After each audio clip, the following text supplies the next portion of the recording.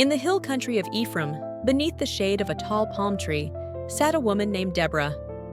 Her eyes were sharp, and her brown hair was covered by a simple veil. The people of Israel came to her for guidance, for she was a judge and prophetess, and her wisdom was well known throughout the land. One day, as she sat reflecting, a young messenger approached, his face filled with fear. "Deborah, The young man panted. the people are oppressed by the Canaanite king, and Sisera's army, with its iron chariots, brings darkness and fear upon us." Deborah listened, her gaze narrowing. The weight of her people's suffering filled her heart, and she knew she needed to act. Deborah left her palm tree, retreating to a quiet place to pray. She knelt on the dry earth, her eyes closed, her lips moving in supplication. He asked for guidance, for strength to lead her people. As she prayed, a dark presence began to form, a vision of oppression, a figure clad in shadow, its eyes glowing with malevolence. It was Satan, seeking to break her spirit before she could rise to lead. But Deborah did not waver. She opened her eyes, her resolve firm. She called for Barak, son of Abinoam, a mighty warrior. When Barak arrived, Deborah spoke to him of God's command. "Take 10,000 men to Mount Tabor," She said.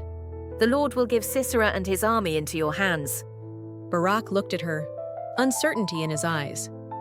He asked Deborah to accompany him, and she nodded, knowing her presence was needed. As Deborah prepared for the coming battle, Satan did not relent. One evening, as she sat in her tent, a chilling wind swept through. The shadow of Satan crept in, his form growing larger until he stood before her, a towering figure cloaked in darkness, his eyes filled with hatred. "Why do you think you can succeed? Satan hissed, his voice like a cold whisper. Look at the power of Sisera, his chariots of iron, his armies. You are nothing against them." Deborah's heart pounded, but she did not back down. She picked up her staff, standing tall, her eyes meeting Satan's. "The Lord is my strength," she said, her voice calm but resolute. Satan's form shifted, and he showed Deborah visions of her people suffering, visions of defeat, of death. The images were meant to sow fear in her heart. Tears welled up in Deborah's eyes as she saw her people in pain, but she gripped her staff tighter and closed her eyes, whispering a prayer. "The Lord is my shepherd, I shall not want." The vision flickered, and Satan snarled, angered by her resilience. He tried another tactic, filling the tent with illusions of wealth, gold, jewels, fine garments. He promised Deborah power, luxury, and freedom from hardship if only she would forsake her mission. But Deborah looked at the glittering vision with disdain. "My treasures are not of this world," she said, her voice filled with conviction. The illusion shattered, the wealth turning to dust, and Satan's eyes blazed with fury. In a final attempt, Satan revealed his true form, a monstrous figure, twisted and terrifying, his voice echoing like thunder. The walls of the tent shook, the ground beneath her seemed to tremble. But Deborah did not look away. She stood firm, her heart filled with love for her Creator. She raised her staff, her voice ringing out in a song of praise, and the light of her faith began to grow, pushing back the darkness. A divine light filled the tent, shining brightly from within Deborah, pushing Satan back. He shrieked, his shadowy form fracturing under the power of her belief. He lunged at her one last time, but she spoke with a voice full of faith, her words echoing through the night. "The Lord has given me victory." With that, Satan's form shattered, dissolving into nothingness, his screams fading into silence. The storm outside calmed, and peace returned. Deborah sank to her knees, her body trembling from the confrontation, but her spirit victorious. She whispered a prayer of gratitude, knowing that she had faced Satan and defeated him, not with weapons, but with faith alone. The next morning, Deborah rose, her heart filled with purpose. She and Barak gathered their men, 10,000 strong, and led them to Mount Tabor. The men looked to her, their eyes filled with both fear and hope.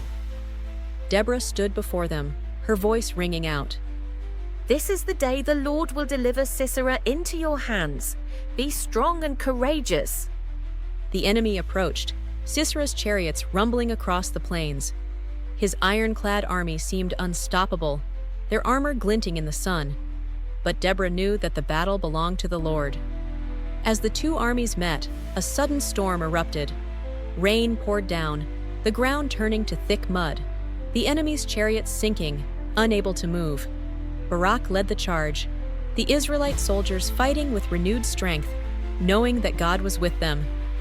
Sisera, seeing his army falter, fled on foot, abandoning his chariot. He ran through the muddy fields, desperate to escape. He came upon the tent of Jael, the wife of Heber the Canaanite. Jael stood at the entrance, her eyes calm, her demeanor welcoming. She invited Sisera in, offering him shelter. Sisera, exhausted, accepted, asking her to stand guard. Jael gave him milk to drink and covered him with a blanket. But as Sisera fell asleep, Jael knew what she must do. She took a tent peg and a mallet, her hands steady, and drove the peg through his temple, ending his life and delivering Israel from his cruelty. When Barak arrived at Jael's tent, she stepped out to meet him, her expression serene. She led him inside, showing him the body of Sisera. Barak looked at her with awe, understanding that the victory had come through the hands of a courageous woman, just as Deborah had prophesied. Back at the camp, the people gathered in celebration. Deborah stood among them, her face radiant as she lifted her voice in a song of praise. She sang of the power of God, of the courage of the people, and of the bravery of Jael. The people joined in, their voices rising in a chorus of gratitude and worship, their hearts filled with joy. As the sun set over the hills of Ephraim, Deborah returned to her place beneath the palm tree. She sat quietly, her hands resting on her staff, her eyes reflecting the peace that now lay over the land. She knew that her faith had been enough to overcome the darkness, both in the spiritual battle against Satan and in the physical battle against Sisera. And in that faith, she found her strength, her victory, and her peace.